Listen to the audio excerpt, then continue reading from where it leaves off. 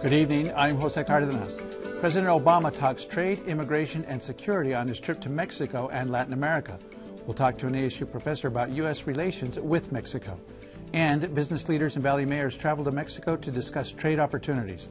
Also, a solutions-focused conversation about education issues in Arizona. All this coming up next on Horizonte.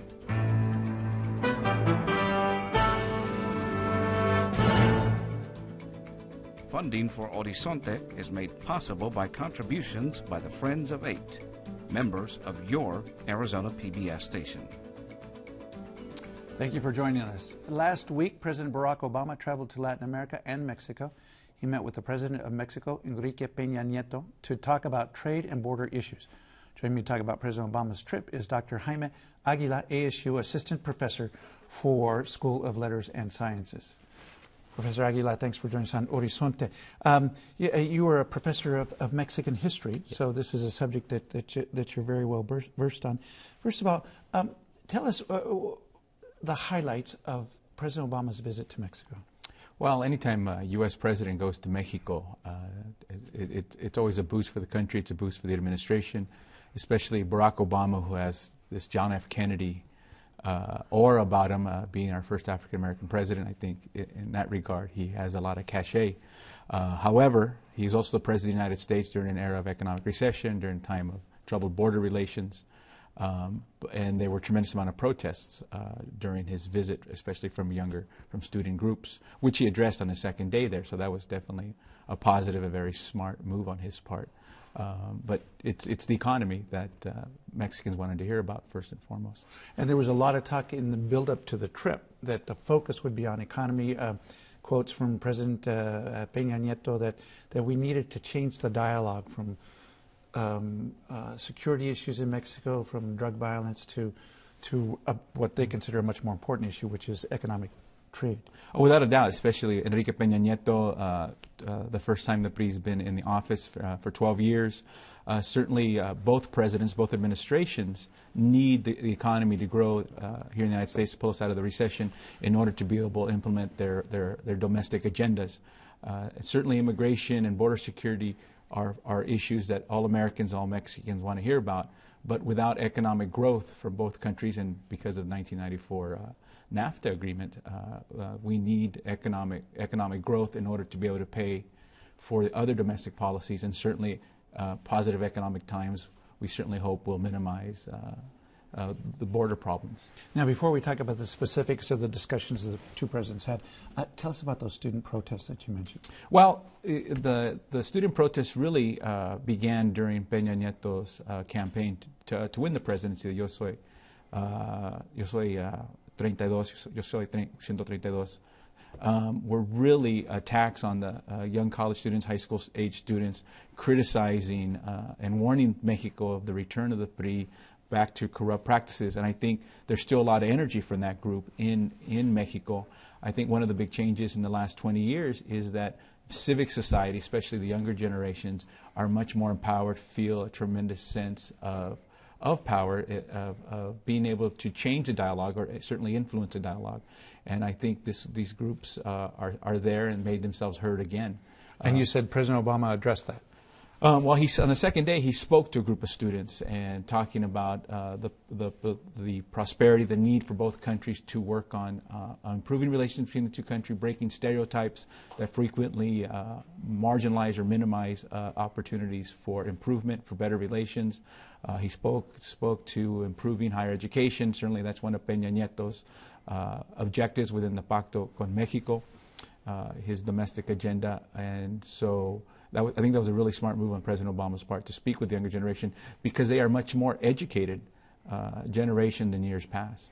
And in terms of the economic issues, what did the two presidents talk about? And were there any concrete agreements that came out of that? Well, there was an accord to improve exchange programs, which is kind of it's not necessarily a new program, but certainly President Obama spoke of using an exchange program, increasing the opportunities for graduate student exchange, undergraduate exchanges, to help both countries, both societies get to know each other better. and certainly a commitment in terms of grant money, scholarship money, and that also falls into one of the objectives within the Pacto de Mexico, Peña Nieto, to increase educational opportunities. I'll give you a statistic. 10 years, in 2006, 1 out of every 20 Mexican immigrants who came to the United States, those are undocumented and documented, 1 out of 20 had a bachelor's degree. Today, as of last year, it was 1 out of 10 Mexican immigrants who come to the United States have a bachelor's degree. So Mexican society in general it still has its economic problems, still has its poverty problems, but it is a much more educated society than it was just less than 10 years ago. And the fact that you have so many educated Mexicans coming north is a reflection of economic strength south of the border. Oh, without a doubt. We sometimes forget that the Mexican economy since 2000 has been growing between 3 and 4%. Obviously, the recession, it took a hit. But the Mexican economy has recently been doing very well.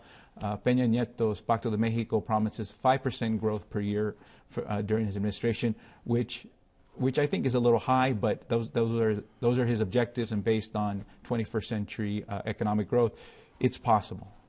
Now, they talked mostly about trade, which they said is what they were going to focus on.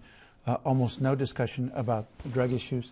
And yet there's been discussion in the media about some tensions in that area, at least not as much cooperation as there had been in the Calderon administration. Certainly. One of the highlights of the Calderon administration was that he improved relations between all our agencies on both sides of the border that are combating border security, and he allowed agencies, their peers in each country, to have direct access for that. Peña Nieto has changed that. One of his reforms is that any inquiries from United States agencies have to go through the Secretaría de Gobernación, or the Interior Secretariat, and so U.S. agencies, the DEA, DHS, they're very concerned that the bureaucracy is going to get in the way of dealing with issues that need to be dealt with quickly. And is this something that we think the two presidents discussed privately? Without a doubt. Without a doubt. On the one hand, as we spoke about earlier, Senator Leahy, who's the head of a Senate subcommittee that deals with Department of State funding, is holding up $256 million in Mérida money, initiative money. That's the next installment to go to Mexico, until the Mexicans provide, Peña Nieto provides some specifics about how this new system, this new program of communication is going to work. And that had to have been spoken about, and it had to have been spoken about behind closed doors. That type of situation needs to be dealt with. There needs to be a clear understanding of what's going to happen in order to go forward in fighting the drug traffickers. President Obama and President Peña Nieto looks like they're getting off to a good start. Thank you for joining us to talk about that, and we hope to have you back sometime soon. Thank you. Last month, Arizona mayors, business leaders, and other elected officials participated in a binational economic forum in Mexico. We'll talk to two of the Valley mayors who went on the trip, but first, here's what a couple of other mayors said at the forum.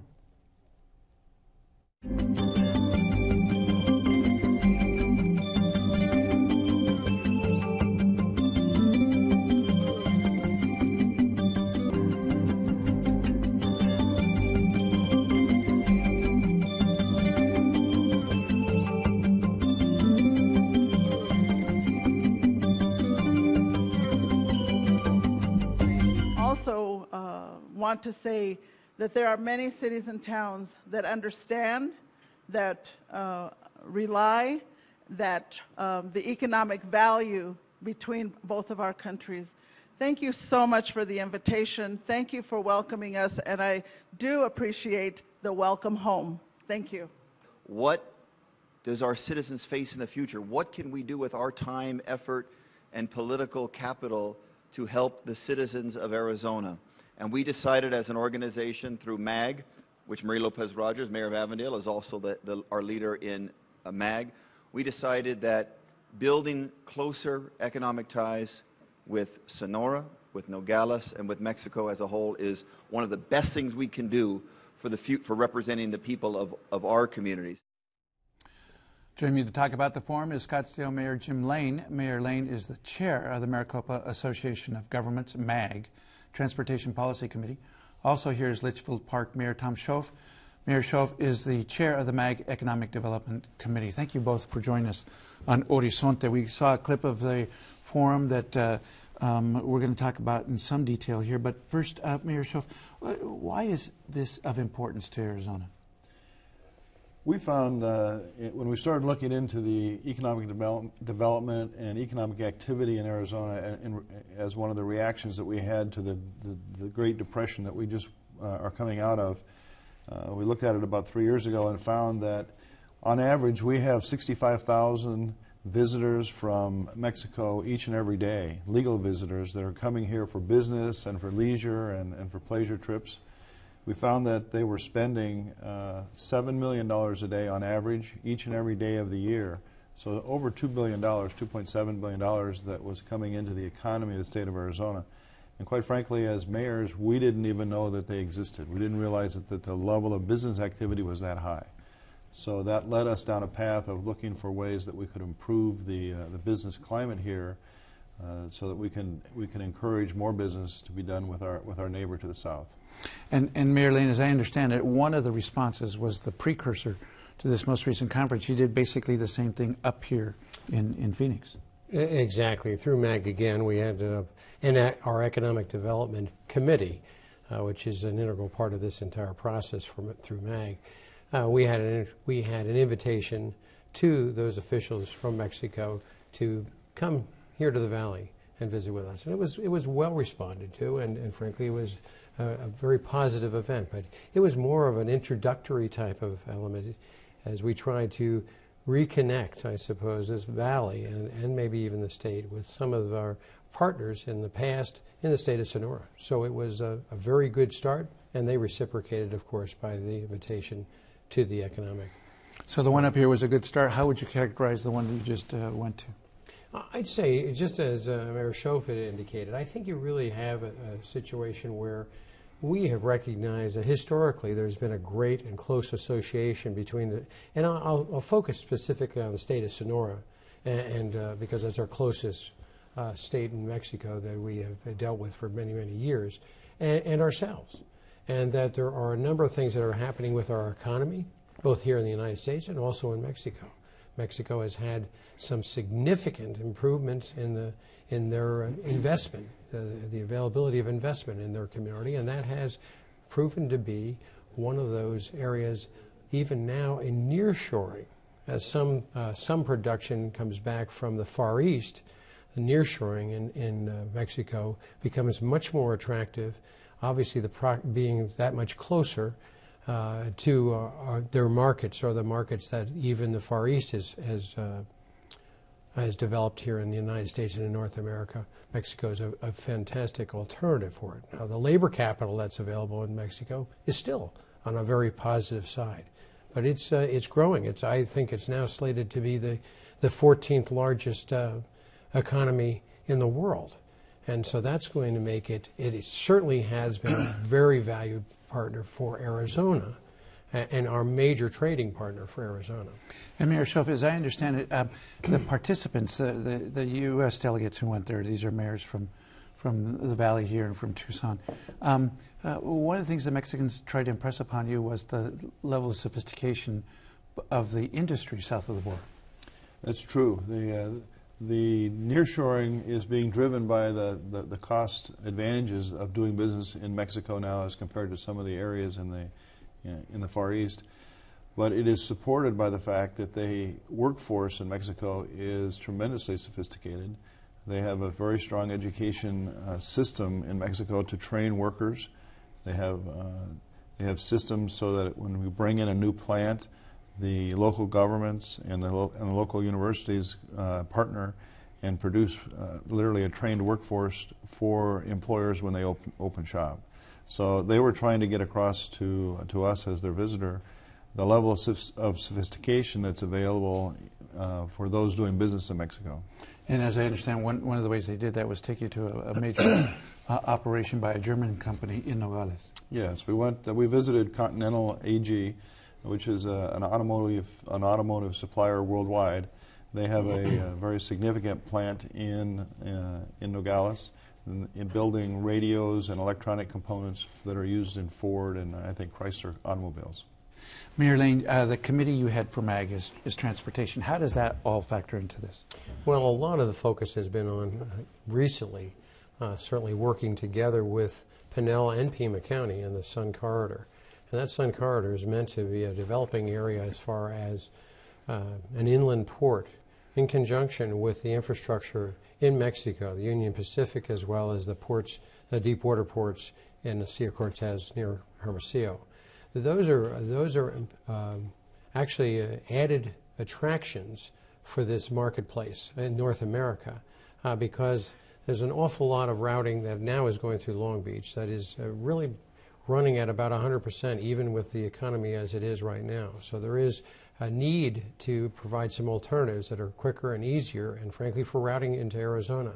So to develop an inland port where we'd have some value add here in Arizona, we could be utilizing the traffic that exists in our exports on the back, whether it goes to the Far East or to other parts of the world, through those ports in Mexico as well. So the Sun Corridor has been a critical component in this as well.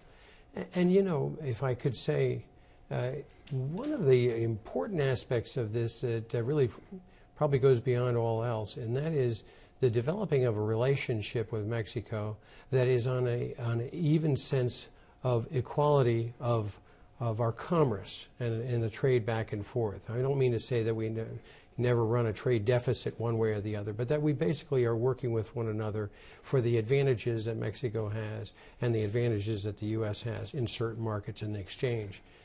It's a positive environment, I think, growing very, very well. And a relationship to work on. Thank you both for joining us tonight on Horizonte. The Education Nation is an NBC News year-round initiative to engage the country in a conversation about the state of education in America. Last week, Education Nation was in Phoenix. We'll talk to the two people who will talk about the summit as well as the literacy issue in a moment. But first, here's what some of the panelists had to say about the achievement gap in our state. We should be focusing on making sure that we invest in kids at a really early age, because we know from all of the science, we know from all of the research that if they've got that language proficiency, they're going to be fine. And I really have to say, I don't agree that this is an issue of race. I do not agree. I think it's an issue of poverty.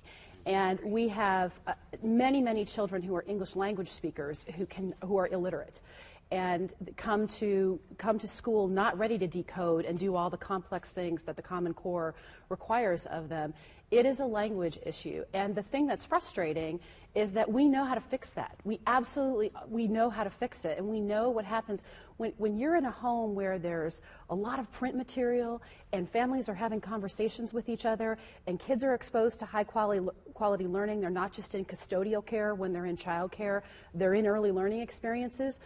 We know they're going to be okay.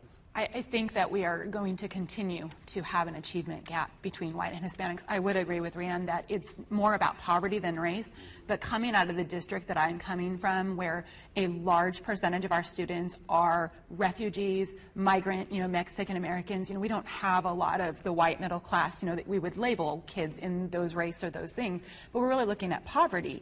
And I feel like when we are so focused on Move On when reading, and as a third grade teacher, we may start to feel that we need to narrow the curriculum once again, which is what we tried to do with No Child Left Behind. We have to forget that model of narrowing.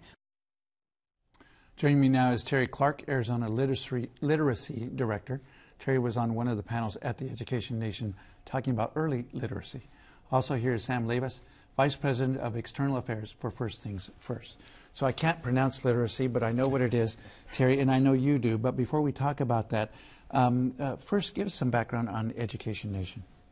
Sure. Well, Education Nation this year did three local sort of summits. They started up in Milwaukee, I believe, and then New Orleans, and then ended in Phoenix. And was really excited because this is the first time where they focused on early literacy in one of their panels. But they did 3 days of different sessions, town halls, and panels around focusing on what we're doing in education and what's innovative and what our challenges are. And it's going on as we speak and won't be over until Friday, is that right? Yeah, there's various different events going on throughout the rest of the week, but they did an opening ceremony on Thursday. They had 4 panel sessions of a town hall on Friday, and you were on one of those that focused on the gap. I want to talk about that in a moment, but before I do that, Sam, this is a subject of particular interest to First Things First. And kind of give us a sense of the state of Arizona in this regard from the perspective of your organization. Sure. Yeah, you're right. It is of particular interest for First Things First. 90% of a child's brain development happens before they even enter kindergarten. And so what really happens in the first 5 years of life can really lay the foundation for a lifetime. So we think it's crucial that we help provide parents the tools they need to help kids have stable, nurturing environments. So at First Things First, we partner with communities all across Arizona through our programming to help parents in their role as their child's first and best teacher. Terry, you're the literacy, I'll get it right before the end of the show, director for the state of Arizona. What does that mean? So that's one of the reasons why we were selected from Education Nation, because it's a unique collaboration. Arizona has a state literacy director, that's my position, and it's actually shared between 6 founding partners. The State Department of Education, First Things First, the Head Start State Collaboration Office, and then 3 education foundations, Piper Charitable Trust, Helios Education Foundation, and the Arizona Community Foundation. And what that meant and what the Arizona Literacy Director gets to do is actually coordinate the services along the continuum, because it was really clear to us that you can't fix this literacy issue and face this challenge unless you're dealing with the whole continuum, and that means from birth to age 8. And that critical milestone of 3rd grade is the last stop, but it's not the first step. The first step starts day 1. And you talk about that critical milestone. As I understand it, while this was a very useful discussion, some people thought maybe there was too much focus on that critical stop as opposed to getting started at the very beginning. Yeah, exactly. I'm probably one of those people that felt that. I think the retention policy and that move on when reading policy is important for people to know about and to understand how it might impact them and their child and their student. But it's more important, I think, to understand that that has to be the last sort of line of defense, not like I said, not the first place that we focus, and how much families can do and what they can do to really get their kids ready before they even enter kindergarten. Kindergarten is really the halfway point. And that's what we need to start looking at, is what are we doing in those first few years that are critical to their brain development, to their foundational skills, their language acquisition, their literacy, emerging literacy sort of skills that are so important, vocabulary, very big leading indicator of reading success later on. And Sam, how do you get parents to focus on that? Because everything that's in the papers, at least about the last 3 or 4 weeks, was on core curriculum and standards and whether this was a plot by the UN to take over our decision making here, and not much discussion of the kinds of issues you're focused on. Right, I think Terry's absolutely right that helping parents to understand that it's really everyday moments that can be learning moments. It can be simple as trips in the grocery store, having lots of rich communication and dialogue, working with kids to look at apples and point out different colors. It's rich, having lots of rich material, learning reading material around the home. And just really thinking about the interactions being the important piece of early learning and early development, cognitive skills, social skills, emotional development skills. Terry, how do you do that? How do you communicate that to the parents, and what kind of strategies are you employing right now? Well, I think we have some great family engagement strategies, and we're working with First Things First and our other partners to really pilot them in a number of our communities. But it is as simple as messaging that reading is important, and reading with meaningful interactions is important, but also telling stories and just talking as much to your young children as possible in whatever language you're the most comfortable in is actually going to set them up for success later on when they either develop, and are learning English, or are already a dual language learner. So we're really trying to teach families what that means to, I had a great example of in the grocery store, you can describe, 3 sort of types of parents. There's a parent who, when a child points at an eggplant and the parent says, "Oh, you won't like that, let's go, we're late." The second parent might say, "Oh, that's an eggplant," and you cook with it. The third parent, and the parent we're really trying to encourage, says, "Oh, isn't that an interesting vegetable? It's purple, and isn't it a funny shape? And you can make lots of yummy things with an eggplant." And suddenly there's a whole conversation around one thing that the child pointed out that was interesting to them. And you can do that any place, anytime, anywhere during the day. It doesn't have to be just when you sit down with a book. Sam, we're almost out of time, but on the achievement gap, how important is the role that your organization is playing in dealing with that? I think we're one of many partners in the early childhood system. I think we play an important role, but I think getting kids ready for school is really a community role, and I think we all have a vested interest in making sure that that happens. Well, thank you both for joining us to talk about this subject, and it's certainly an important issue for the state of Arizona. Thank you. That's our show for tonight. From all of us here at Horizonte, I'm Jose Cardenas. Have a good evening.